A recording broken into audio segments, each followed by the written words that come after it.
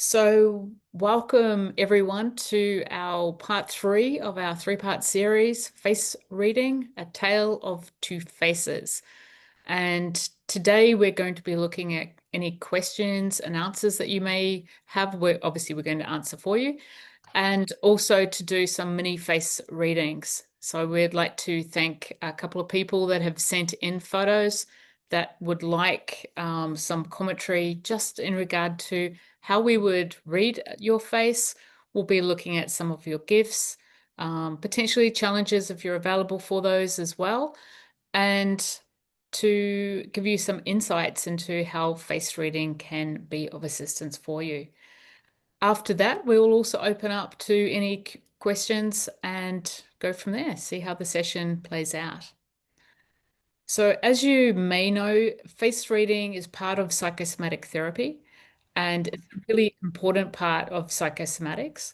So, it's one of the reasons why I'm here today, and it's part of the basic parts of the psychosomatic training. It's often a really nice introductory piece because we meet someone's face the very first time we meet them, and we then progress up from there, looking at the body, other parts of the body in psychosomatic therapy. So I welcome everyone here today. Sean, welcome you. Would you like to say hello? Hello. Um, Face reading is most definitely a dynamic sport. It's also a great self-realization. It's also an opportunity to understand so many elements of what it is to be human.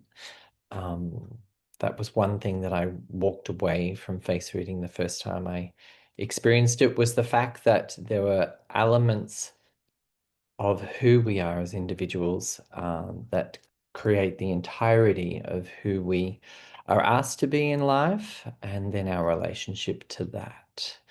And it was something quite revelationary for me, really, because it gave me the recipe to understand all of the individual parts that I need to relate to as a human in order to be who I am. Thank you, Sean. Okay, so we're going to jump straight into just doing some readings. There are different styles of reading depending on how you would like to read a person. What motivates you to read someone's face is how you would actually read them. So, someone who's maybe in an HR position will read very differently to someone who's looking at doing this for therapy. And the lens that I use when I'm working with students is basically to recognize gifts, challenges, and conflicts. So if someone is operating outside of their best version, that we're starting to help them create a bridge into how do I return back into balance. So I'm just going to share this screen and let us start. Okay, so this is the very first photo that we have. Christy has very kindly sent this in of one of her clients who has also forwarded this photo in. So thank you, Christy. And we should have mentioned, apologies, Christy couldn't be here today. She very much wanted to be here, but she hasn't been able to join us today. So we acknowledge you, Christy. You're here with us in spirit, and thank you for sending in these photos. So, as we take a look at a traditional style of face reading, we start off with the basics of the face shape. We then move into the three zones of the face, which is the mental, which goes to the eyebrows, the emotional area, which is the eyebrows down to the tip of the nose, and then the physical zone from the tip of the nose down to the chin. And sometimes it's really difficult when you look at a face to see what face shape the person has. But with this lovely lady, it's very clear that the widest part of her face is in her emotional zone. And as part of that, as I'm looking at some of her themes, I'm therefore taking a look at how is she enjoying that emotional space. And I can see that this lady is someone who gives a lot. She's got quite a good vibrancy on her cheeks, and they're quite full. So this is someone who nurtures others and has possibly had quite a lifetime of nurturing. I'm looking at the her nose and I'm seeing someone who is also a very generous personality of her time. So her nostrils are beautifully well shaped and she's got a very youthful nose. The nose represents the identity, so that sense of self. As I look at her eye, you might notice that there is a little bit of differences between her left eye and her right eye. And I can see here that she can take matters of the heart deeply to the heart. And as a result of that, that is both a gift and also a challenge. And the reason I say it's a challenge is because you can sometimes put other people's needs ahead of your own.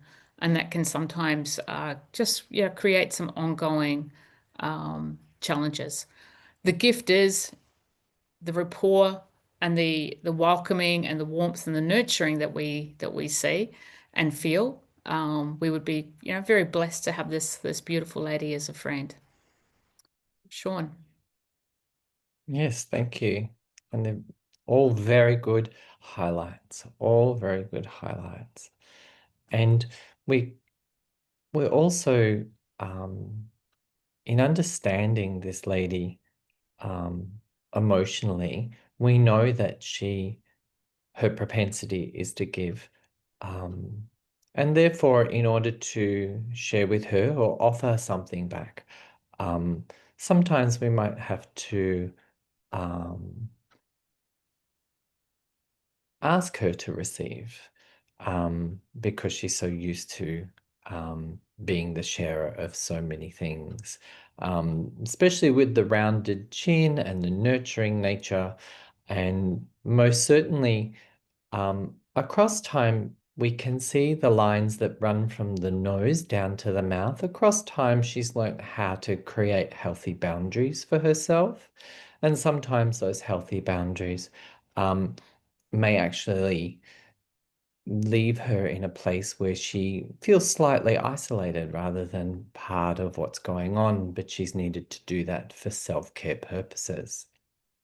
And we can see that because when we look at the hairline on the top right-hand side, the hairline pushes back. So that in itself is somebody who has also overcome many different challenges of potential suppression or repression. She's been able to push her way through and from that, which is remarkable.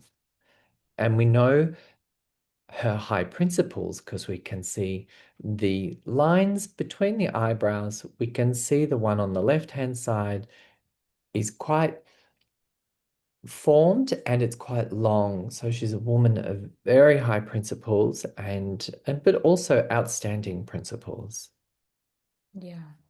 It's something that she most certainly lives by and in accordance to. Mm. You'll notice as well that she's got quite the high cheekbones that I mentioned before. And when they're beautifully padded, the way that this lady's cheekbones are padded, people will trust her. They will rely on her as well. Share, quite deeply about their experiences. Sometimes she may have only just met someone and they will already be sharing something deeply personal with her. Again, that's one of her gifts. And I'm sure she will have experienced along the way the appropriate boundaries of when that becomes too much.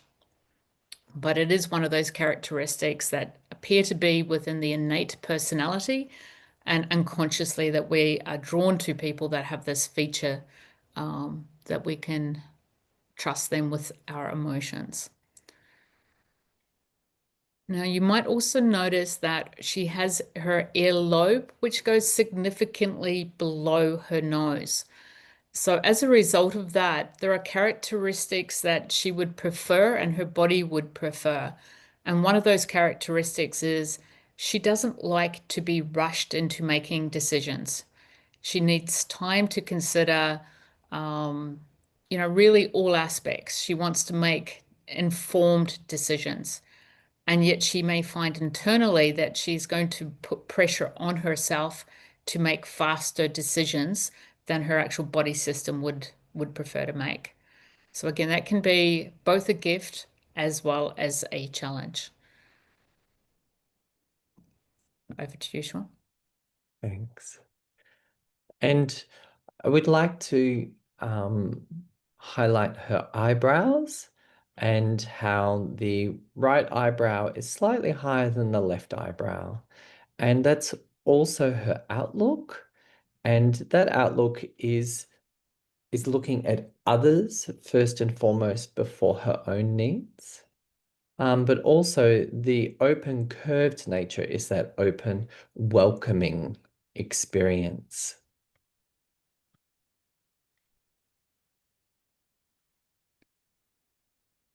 So you can see that we have quite a few themes already. We've just done a couple of minutes of reading with this beautiful lady, and already we're starting to see the theme of that kind, generous personality that can be nurturing and open to others, potentially in the past, maybe experiencing some challenges around some boundaries and basically attending to her own self needs. So if someone was to come to us as a client, we'd be looking at exactly whereabouts they are on that area of that self-nurturing and working specifically on areas of discomfort, but also to recognize the gifts, because quite often what I see with clients is they may not recognize the gifts that they have, and they take those gifts as being normal. Everyone's got them. And this is where the magic within face reading can occur, when people start to realize that actually not everyone does have that gift, and it is quite special and it makes you really unique. And those qualities are, things that we really welcome, but they also need to be of service to you. So, not just of service to the rest of the world, but to be something that works with you, as opposed to for your detriment. So, we're constantly trying to find that balance. And also, of course, be reminded that that balance occurs for everyone, inclusive of ourselves. So, that's a dance that every human plays. To remember an aspect of ourselves is to also have that aspect rejoin us in the members, which is the body. To remember deep aspects of ourselves is to also be able to experience them within who we are. So often we lose touch with the talents that we are. And yet, as we choose to remember those, we choose to feel them again, and we choose to become part of ourselves again. It's a reunification to remember. Thanks, Linda. Thank you. Sean, can you please just go stop recording for a second?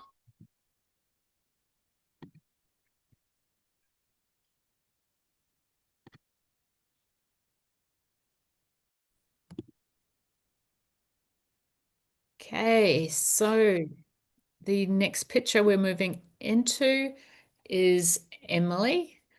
And as we take a look at Emily, we're also going to talk to you about some of the areas that we've noticed within Emily. And Sean, I'll get you to start with Emily before I also make some comments. Sure. And Sure of can. course, Emily is with us today, so we're very delighted to be able to actually hear some comments from Emily as we're doing the reading, and any questions, Emily, that you may also ask. Okay, Sean. We also get to have a look at where Emily has been and where Emily is, which is fantastic. So there'll be different interactions that we can do, and we'll spotlight Emily as well after we have a look at this particular photo, so we can understand what we see in the photo, and then we can have a look at where we are now. So when we look at this photo, we can see it's a very elongated shape. So that in itself already shows us the propensity to highly emotional spaces or sensing life through emotion. We can also see that when we look at this particular photo, the cheekbone structure is larger on the right than what it is on the left. So the larger on the right is that vibrant personality, likes to be in the spotlight, likes to be forward in life, but also too will notice that that broadness through that space also once again shows us that highly emotional state that occurs for her. The part of the challenge of that is that when we come through and we look at the chin and the shape of the chin and the small nature and angular nature of the chin, Emily has had to work hard at emotional stability, learning how to withstand intense experiences and know that they too will pass. So it's for some with a broader chin, they're really comfortable with the physical, visceral experience of intensity. But when we bring the chin into more of that angular shape, there's more of this ship on the seas feeling as if there's minimal control because of the intensity. So Emily's needed to learn how to create stability. And that's also where we get that broader face on the right-hand side, because that's the external. We know that also too, with the height of the hairline, she's incredibly creative. She's somebody who is very adaptable in situations, also thinks outside the square. So there's lots of influence that could happen as well within that realm, which can be convenient, but it can also be challenging. Because if there's too much influence, then we lose sense of self rather than connect with who I am. So it's lovely when life floats along gently and shows us where to be, what to do. But when there's more compression in life and things become a little bit more intense, then we also need to forge a little more. And that's where some of the challenge has been for Emily. That forging is something that she's invited and happy to do with others, but when it's specifically for herself, there's a little bit more of a challenge there. And we also can identify with that as we look at the lines between the eyebrows. So you can see the one on her left-hand side is quite straight and the one on the right-hand side is curved. And that's where that flexibility happens, where she may often yield part of herself in order to assist somebody else. You know, it's a very generous nature. You just need to make sure that it works for both her and them. We know that when we look at the eyebrows themselves have that vivacious expression that's there. And you can see that they're quite strong toned as well. So that's part of the speech, that's part of the communication, that's part of the inclusion, the essential inclusion. Yeah. And I've been talking for a while and I've been very active here. And Linda, would you like to share? Thank you. So, all of the above that Sean has just mentioned, so thank you, Sean. The differences that I see, not so much differences, just add-ons, I should say. And they're still going along the same theme that Sean mentioned, but just in a slightly different languaging. So I see one of your main gifts as being empathy and having a really, really strong empathetic presence for others. So you've got a really good ability to feel into situations and to feel into the emotions of other people. So this can be one of your greatest gifts. It can also be one of your challenges. You've got, as Sean mentioned, quite a dynamic face. And with that dynamic nature, coupled with the smaller chin, you've got this incredible ability to override your body. So it's like mentally, emotionally, physically, When you decide you're going to get something done, you can push through deadlines. You can sit at the computer, you can discuss the emotional field and just physically push through. But the body doesn't particularly like that over extended periods of time. And so sometimes your body might speak for you because the only way to really pay attention is to kind of go, Emily, okay, I've had enough. So the gift is in all of the above, but the challenge is learning to listen to your body when it gives the smaller signals and notice the propensity to over deliver. With your eyebrows particularly beautifully wide, and this feature I feel is like an unconscious feature that we apply to others. So people may not be even aware that they do it, but it does represent the shoulders that Sean was all talking about, as well as the throat, the communication center. And when they're particularly wide, we also view people with these wide eyebrows as the ability to take on responsibilities. And people will continue to give you more and more and more and more until you put the boundary in and just go, no. So usually that is a lesson that people with some of your features need to learn along the way. And Emily, you may have already learnt those lessons, but it is across the board for people with the features that you've got something to navigate. I see it a little bit as a conflict. And the reason I call it as a conflict is two different themes showing up in your face. And so whenever there's two different themes, it's going to be up to you to learn how to dance this beautiful, like play the violin sort of thing, is fine tuning the instrument of your body, mind, body, soul, coming into alignment. Okay, so we might get some comments from Emily. How is this reading going for you so far? What are you noticing? Yeah, all of those things are very true. Um, yeah, I had, and you'll notice my hair is different. So, s- slightly, about 4 weeks before I took this picture, I had finally gotten up enough courage to break up with a 3-year relationship that I had that was pretty violent and very abusive. And um, and I was trying to get through, as you said, myself just pushes through, whether my body wants to or not. I was trying to get through and figure out what the next step was, what the next thing was I should do with my life.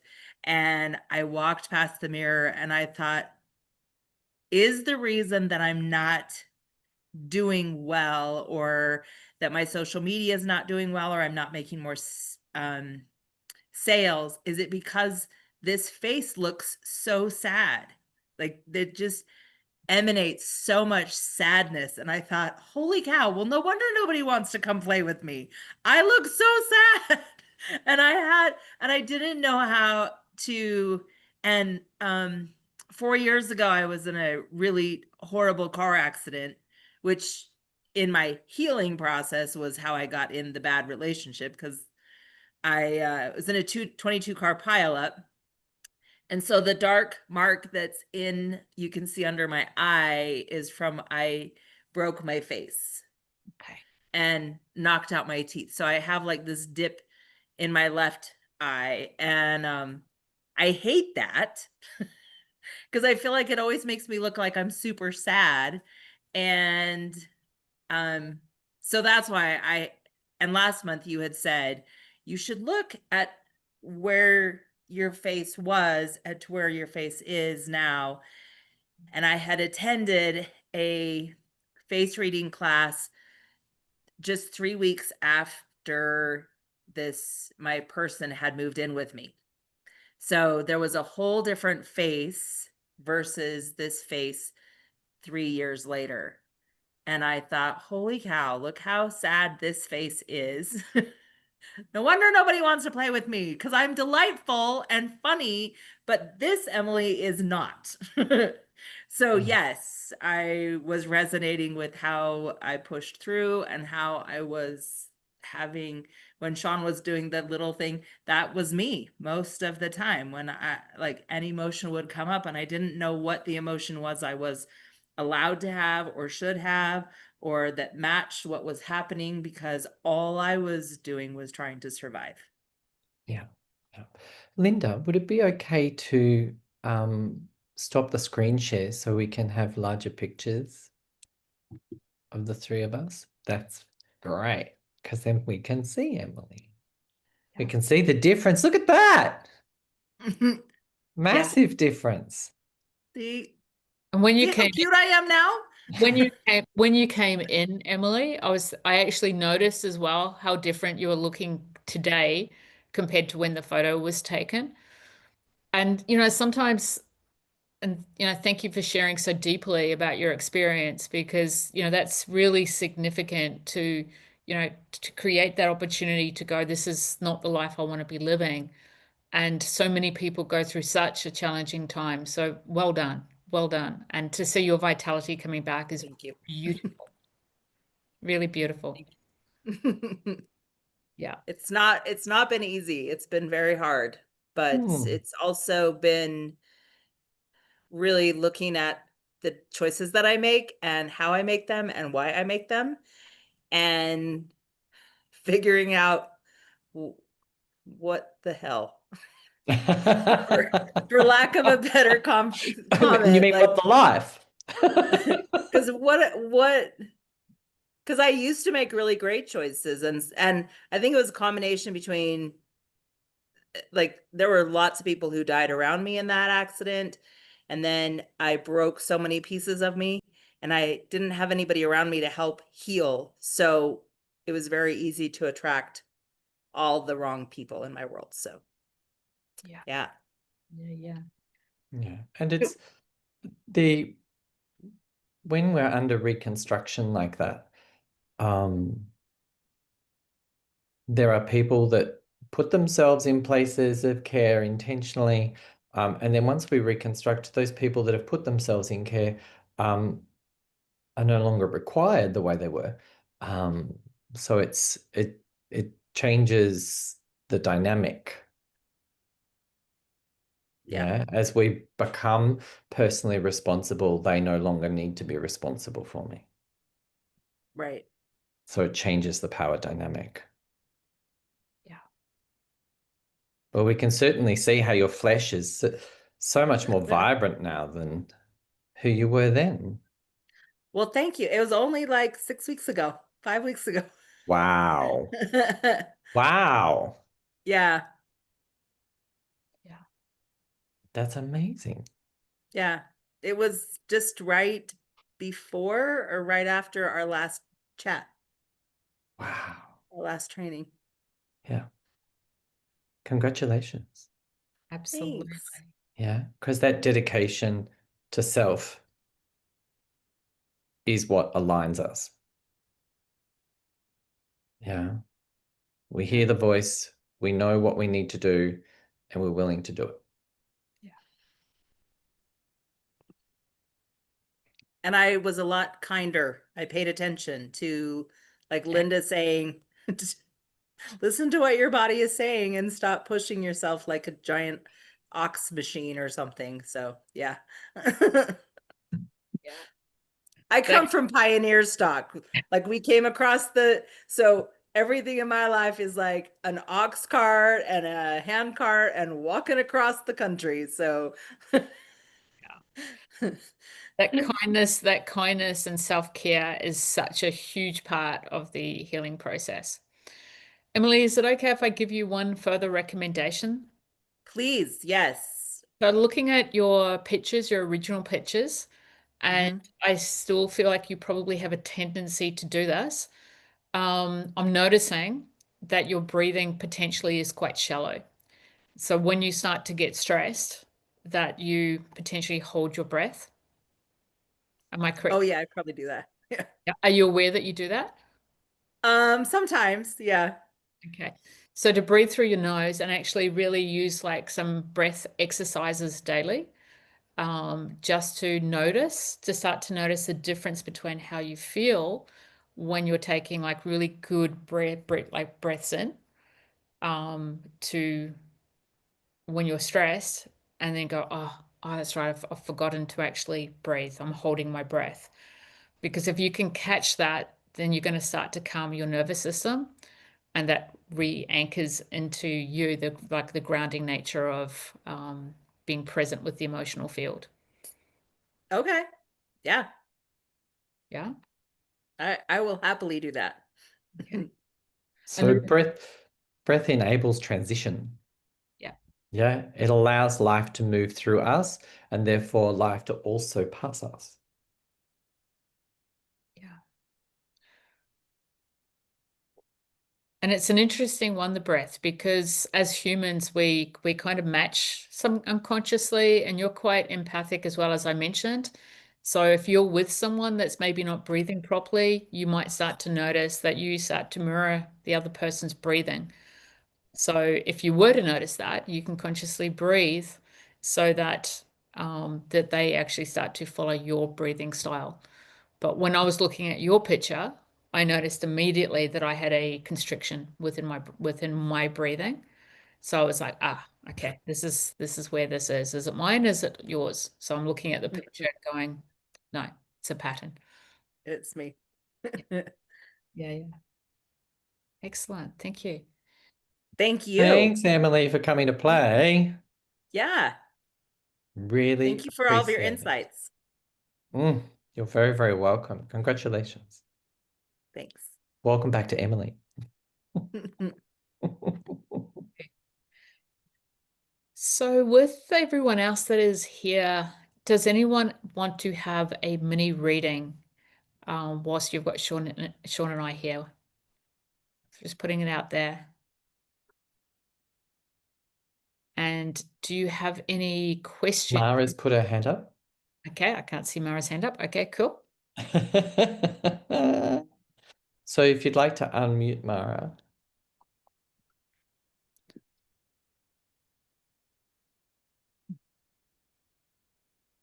There we go. All Hi, right. Mara. How you going? Good. Welcome. Good. Tired. It's okay. It's okay.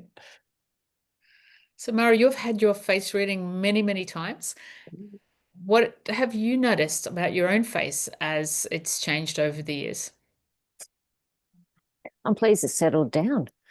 A lot more wrinkles, which I enjoy because I've earned them. But lots of new lines and very, very deep.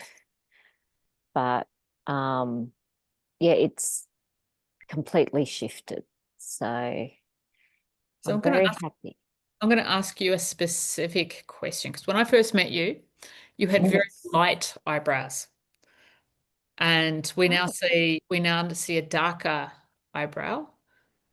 Have you noticed that change? No, I haven't. It's on my to-do list. I actually haven't had them done in about 8 years. Okay, So all excellent. natural. Right. Cool, cool, cool.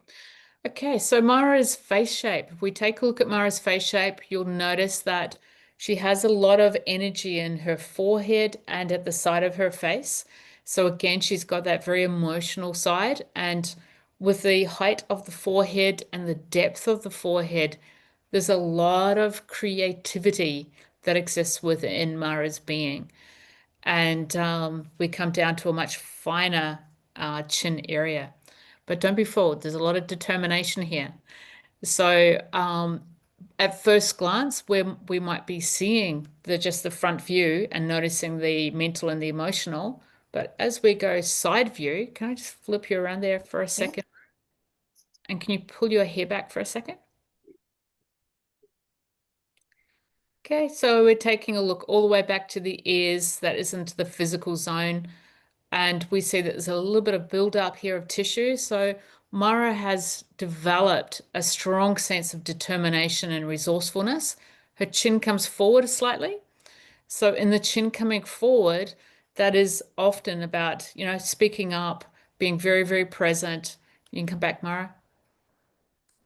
Being very, very present and literally sometimes, being prepared to stick your chin out because it's one of the first things that hits the side profile. Similarly to me, Mara has a nose that is straight to the point. So straight to the point noses tend to have straight to the point dialogue, particularly when we're tired. Dialogue becomes a little bit more direct, a little bit more intense. Although our natural personalities is to soften that intensity down, but it's very much part of our makeup. Would you agree with that for yourself, Mara? Yes. Also, I've had 5 teeth out over the last year, and I now know I have a massive overbite. So my chin would be even further out if I got it correct. Okay. Okay. Sean, over to you. So that in itself, the teeth, especially the deep teeth at the back, are related very much to base and sacral, primarily base. And base, of course, is the relationship that we have with the world, with all of that world around us. And when we have teeth removed, it's removing bone extension. So it's removing old beliefs of how things were. But it's also enabling new beliefs of how things are.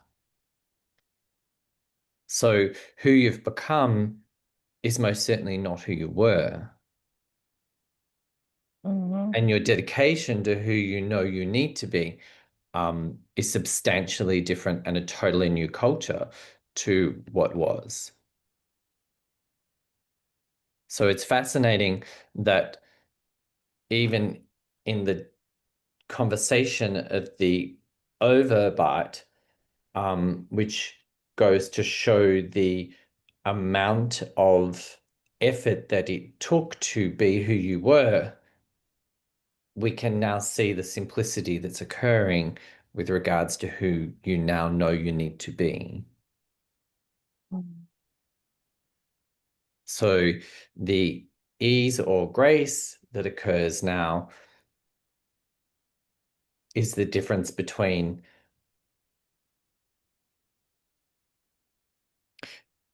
in the past would have taken all of your effort and more in order to do something or apply yourself, yet now it has that ease of effort where you know it's just a graceful walk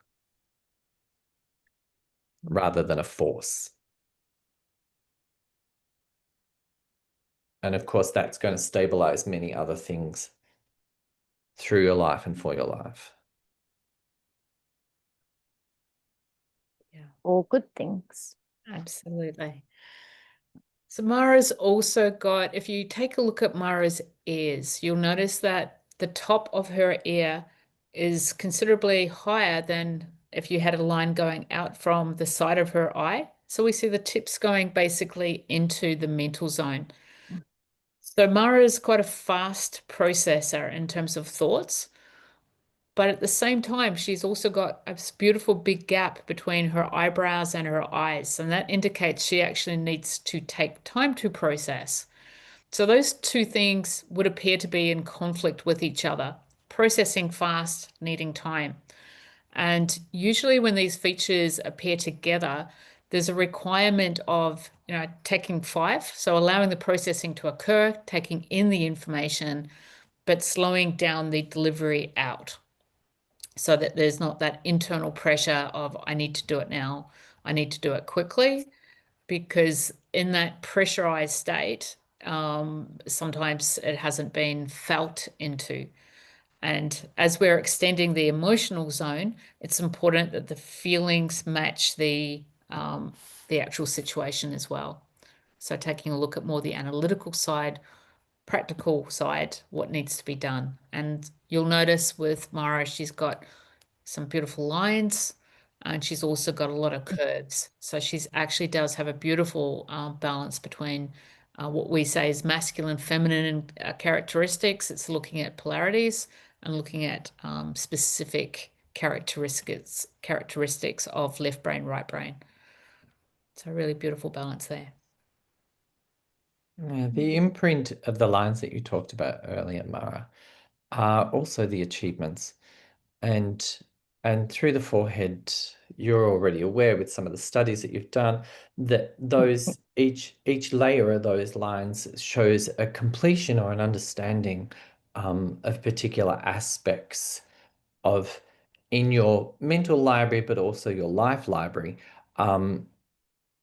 of the understandings, the refinement of very specific aspects of your life, whether that's communication, whether it's music, whether it's intelligence. It depends on where that is in which layers.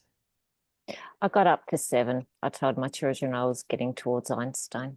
Then Then I proved it with. Well, more than likely there's they're a only visible lot. when you do this. No, if I smile, they all pop out, and I got lines going up and across and down, but I'm okay with it. Yeah, and each of the lines are very much events that have occurred for us, whether those events have been joyous, whether those events have been challenging, and our ability to be able to convert those events so they serve us. Yeah. Character lines, Mara, character lines. And you know, the one thing that I love about lines is they speak of people that feel deeply. So yeah, so you're actually it's showing your life experiences, which is amazing. Thank you. Yes. So some people hate lines, and it's really fascinating when you can start to work with specific lines and their meanings. But normally, by the time somebody gets to the age of 30 or 40, you're ideally looking for 3 lines in the forehead. And when it starts to go up to 7, we know that there's an interest in some of those higher learnings, and usually a vast topic array of interests. So that's always a good sign too. Very specialized. Just like Einstein. I remember that very first lesson, so I'll pull it out and show the children, and we count the lines together. Classic. Thanks for coming to play, Mara.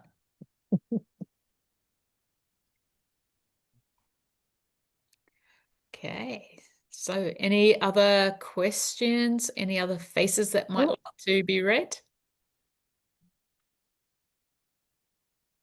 Jessica. Jessica. Thank you. And if you only want gifts, you can just say, hey, just tell me some nice things. If you want challenges, you can tell us that too. So I'm open to both. So okay. So for me, the first thing that I notice on your face is you've got several things that speak of a humanitarian face. Of course, we're looking for at the face, we're expecting everyone's going to have at least one feature that says humanitarian, but you've got a couple of features. It's showing in your face shape, your nose, your chin, and sometimes with your chin being like slightly wider and a little bit forward, combined with the other humanitarian features, you may be someone who actually is that voice for people that sometimes don't have a voice. So I often call it the advocate's chin, because you can sometimes step up into that role. Whilst that can be also, if you're a team like playing sports, it can also be that sports person that's competitive as a team player, but usually there will be that advocate within those features as well. Can you relate at all to that, Jessica? that's interesting. think I'm taking that in for a moment. Okay, Yeah. you can sit with that one. Yeah. Yeah.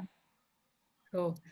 So I'm going to mention as well, as we're looking at the 3 zones, so mental, emotional, physical, you'll notice that there is 3 very, very nicely sized zones. So it's like, I think, I feel, I put my thoughts and feelings into action. And so with that flow of energy coming through, for you, that energy can move quite quickly. So you've got a lot of creative ideas, you feel into it, and you can action them. The challenge side of that is that what you can do with a greater ease, other people may take longer or may not process in the same way. So that can lead to frustration and the feeling of lack of common sense that sometimes people may show. So that could be a challenge that you sometimes find or could have found in your past.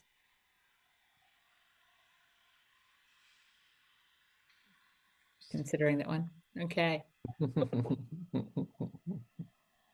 Yes, we can also see that when we look at the nose and the dip of the nose and the way that the nose fits with the top lip, we know that diplomacy is your capacity, so your willingness or your availability to see both sides of a situation, but also to, it's very much that moderator.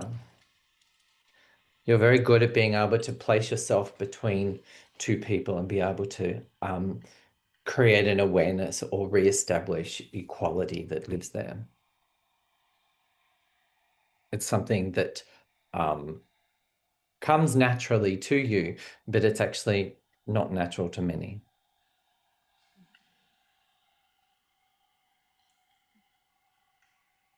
Okay, so we've kind of done three gifts that we're noticing about your personality.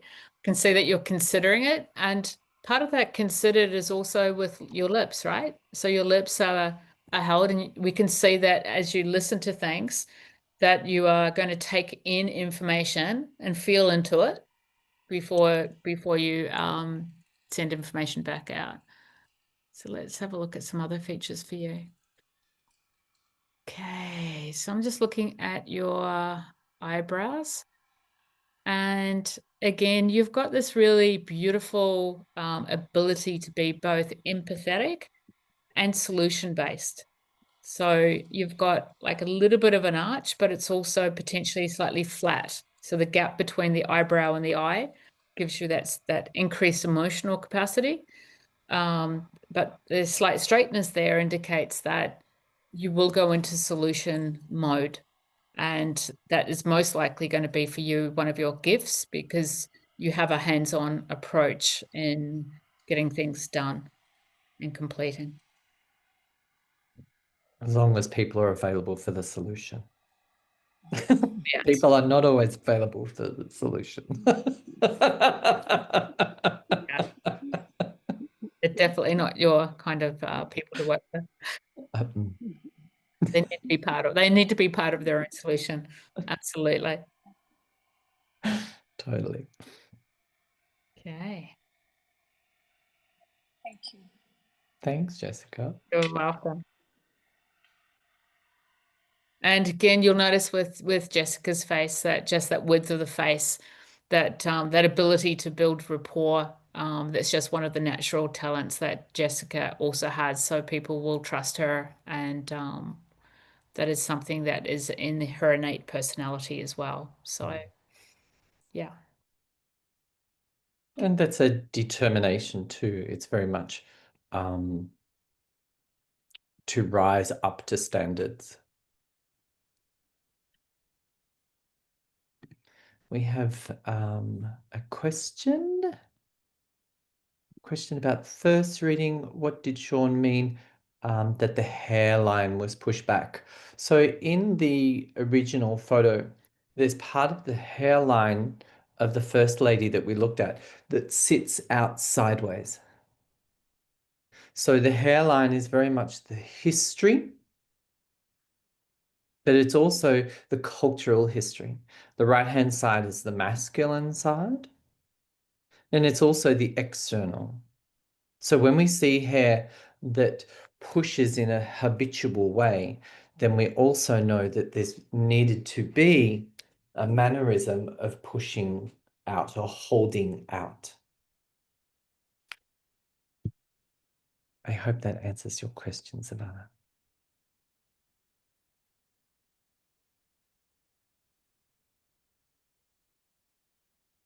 Thank you. Excellent.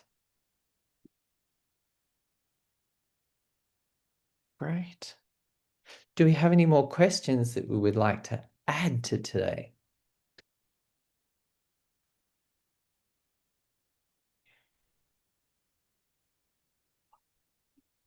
Lou's put her hand up. Just unmute yourself, Lulu. Thanks.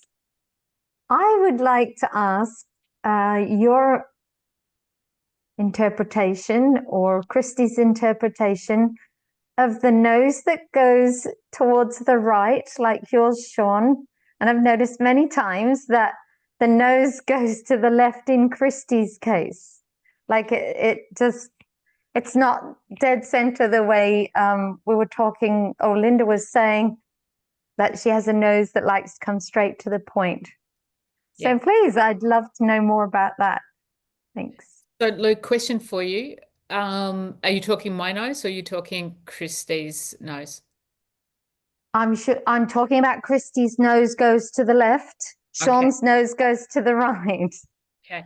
And Linda's is in the center. And Linda's in the center. So you were saying how you come straight to the point. You will Yeah. soften things off slightly before delivery. But yeah, and I totally get that. I'm just intrigued.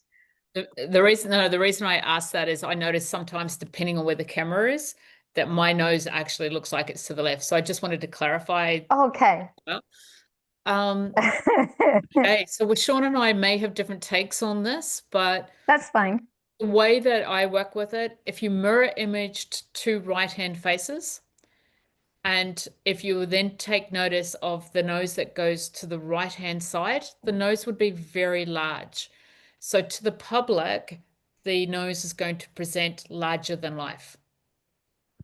But the challenge of that is on the inside, if the nose is too much to the right, then it's going to present as maybe not feeling that on the inside. So the challenge is going to be for that person to navigate, how do I create the image on the outside and reflect that into my internal world?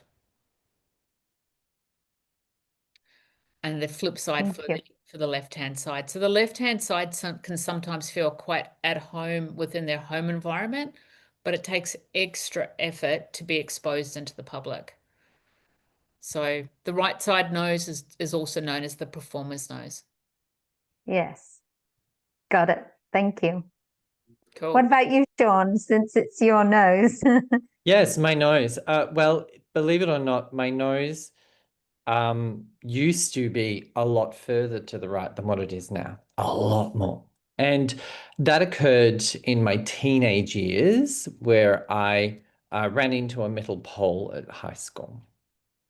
And that, of course, was very much a time in my life that I was discovering my sexuality. I was discovering who I am compared to who everybody else thinks I am, who I need to be.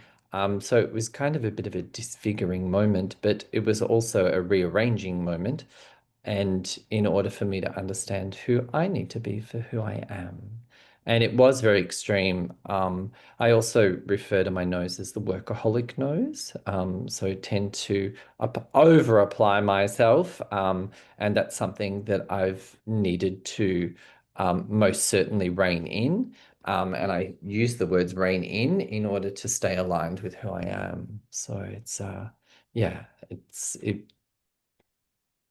used to be excessively dynamic, and now I'm very much aware of the necessity of the balance between external and internal.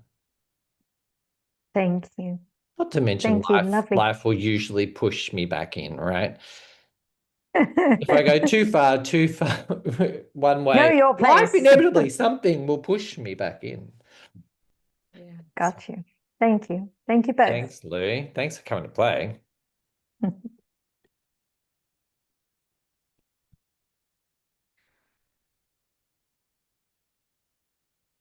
Awesome. I'm noticing the time. So it's been a fabulous hour. It has indeed. Absolutely.